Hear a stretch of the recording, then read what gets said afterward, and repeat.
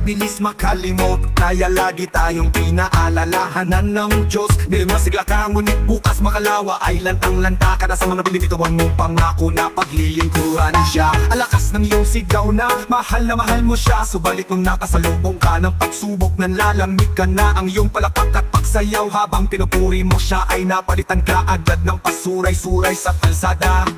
Na dati nalasing ka sa presensya niya, ngunit ngayon ay sa Hinebra na. Noon may panahon ka palagi para sa paglilingkod sa kaharian, ikaw ay abala. Ngunit ngayon palagi ka nasa lakwat siya, at ang pagsisimba ay limot mo na. Marahil ba umangat na ang iyong buhay, kaya hindi mo na kailangan ng kanyang paggabay.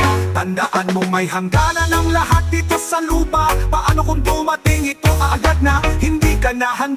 Nilikha ng Diyos ang tubig para sa isda, ang mga puno ay sa lupa. Ang tao ay mula sa kanyang hininga upang tayo ay magiging tayo na. Ang layunin ay sambahin siya. Mananatiling tubig ang tubig kahit walang isda.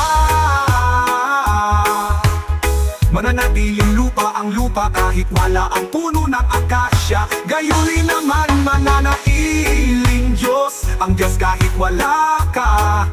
Ngunit kung aalisin mo ang isda sa tubig ay mamamatay. Kung bunutin mo ang puno sa lupa ay mawawala ng buhay. Ang iyong kaluluwa ay papanaw kung sa tunay na Diyos ikaw ay mawalay. Noon may panahon ka palagi para sa paglilingkod sa kaharian, ikaw ay abala. Ngunit ngayon palagi ka nasa lakwat siya, at ang pagsisimba ay imot mo na. Marahil ba umangat na ang iyong buhay, kaya hindi mo na kailangan ng kanyang paggabay. Tandaan mo may hangganan ng lahat dito sa lupa. Paano kung dumating ito agad na hindi ka na handa? Huwag mong sayangin ang iyong nasimulan. Huwag mong kalimutan ang pangako mo, siya'y iyong paglingkuran. Huwag kang padala sa mga pangyari sa buhay, dahil hindi ikaw ang dahilan kung bakit ka nagtagumpay. Ito ay pahintulot ng Diyos na may hakda ng buhay. Nilikha ng Diyos ang tubig para sa isda, ang mga puno ay sa lupa.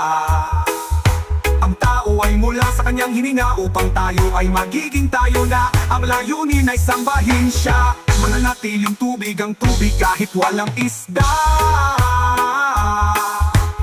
Mananatiling lupa ang lupa kahit wala ang puno ng akasya. Gayunin naman mananatiling Diyos ang Diyos kahit wala ka. Ngunit kung aalisin mo ang isda sa tubig ay mamamatay. Kung bunutin mo ang puno sa lupa ay mawawala ng buhay. Ang iyong kaluluwa ay papanaw kung sa tunay na Diyos ikaw ay mawalay. Kaya huwag kang bumitaw, huwag kang bumitaw.